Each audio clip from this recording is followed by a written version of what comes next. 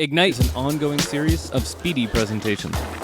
Each speaker gets only 5 minutes and 20 slides that auto-advance every 15 seconds.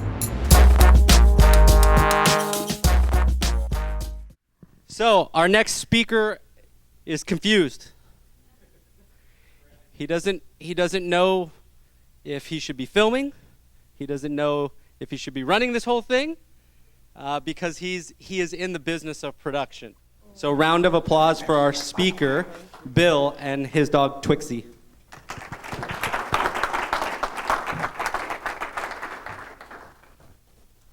Before there were iPhones and camcorders, if you wanted to shoot home movies at home, you needed this bank of really blazing hot lights.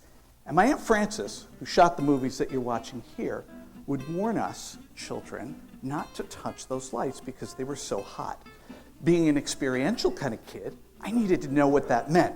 So right after this was shot, I went over to the lights, put my hand on it, and burned the skin off the tips of my fingers. Who would guess at that time that I would end up spending the better part of my career working under those same hot lights for a television show called 60 Minutes, traveling the world and meeting some of the most interesting people of my time. I got an ice cream, hurt, pain, cold. What do you mean you don't know how? Well, those early songs were like almost magically written. I don't really know. It's the story that keeps me going, truly. That's how we roll. At 9 years old, I wanted to be an astronomer or a science fiction writer. Where the miner's cap comes in, I'm not quite sure. And thanks to my Aunt Franny, I also had an interest in photography. National Geographic was my in-house tutor.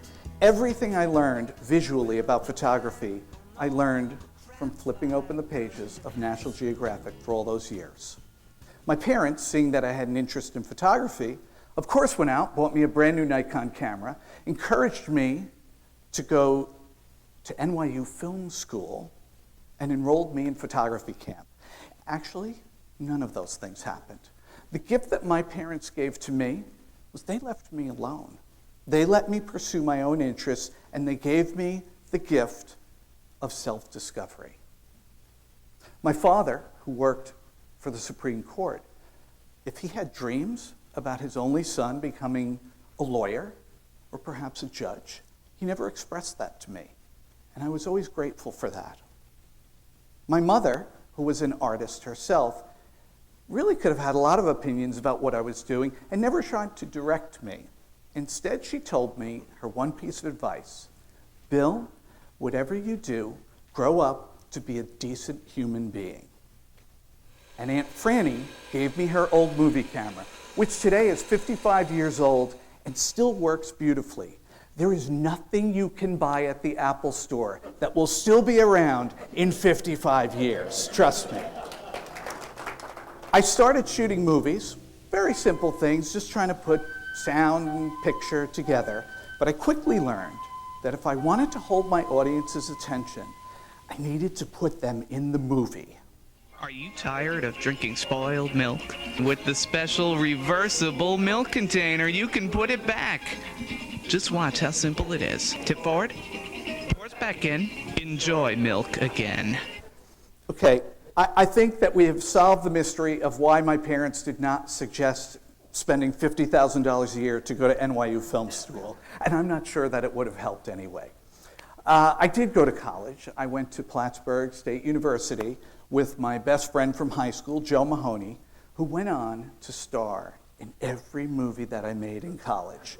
The only difference between the movies I made in college and high school was when I went to college, I was being graded on them, and not very well. Seeing her with him made my blood race, and she knew it. You'd think that after a certain point, the games would stop. No words were spoken. I could hear her anyway. Obviously, I was not on my way to becoming the next Steven Spielberg. No. I did get a job in television, and getting that job was the perfect example of Malcolm Gladwell's 10,000 hours of practice coming to life. People ask me today if I can pass down the same gift that my parents gave to me, the gift of self-discovery, to my own children. I think so. Today, my kids are teenagers. Neither one is interested in photography or working in television. But they are growing up to be pretty decent human beings. And I think that my mother would agree with me that that's a pretty good start.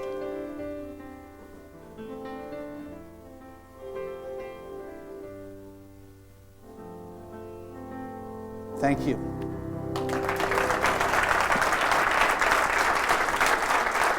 So, I want to shoot some questions, not horror stories. What was one of the coolest things that you filmed in from a professional setting, not just the fun things that you've done in college, but something special that you remember? You know, I use the examples of people that everybody in the room would recognize just for the purpose of this. But the stories that I remember are much more to do with people that you wouldn't, people who've gone through extraordinary things in their life, and people who have gone through things very much like what the story that Dawn told, where your life changes overnight because of some sort of health problem or an accident or just something that you're not expecting to happen to you, and then you change your life and actually affect so many other people by your actions, by what happened to you. Cool. How many of you had, when you saw the videos, you were remembering your kid videos? How many of you had that going on? Pretty cool. Give them another round of applause. Thank you.